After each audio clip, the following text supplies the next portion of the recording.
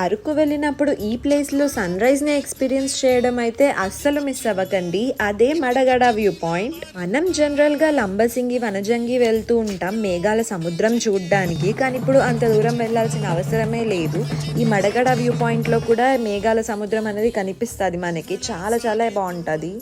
Early morning 5:30కి అయితే start అయిపోవాలి. So మేము రీచ్ అయ్యేసరికి 6:30 అయింది. సో 1.5 కిలోమీటర్ ట్రెక్కింగ్ అనేది ఉంటుంది. ఇక్కడ మనకి ఆటోస్ కూడా దొరుకుతాయి.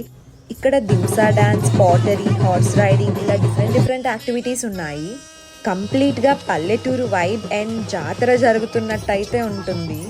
ఈ ప్లేస్కి మనం ఫ్యామిలీ ఆర్ ఫ్రెండ్స్తో వెళ్తే ఆ వైబే వేరేగా ఉంటుంది. ఇక్కడ 200 పే చేస్తే అరకు ట్రైబ్ కాస్ట్యూమ్తో రెడీ చేస్తారు. వీకెండ్స్లో అయితే ఈ ప్లేస్ చాలా రష్గా ఉంటుంది. సో ఫాస్ట్గా వెళ్ళడానికి ట్రై చేయండి. అండ్ ఈ రీల్ కానీ మీకు నచ్చినట్లయితే మీ ఫ్రెండ్స్ అండ్ ఫ్యామిలీ మెంబర్స్కి షేర్ చేసి నెక్స్ట్ టైం అరకు వెళ్ళినప్పుడు ఈ ప్లేస్ తప్పకుండా విజిట్ చేయండి.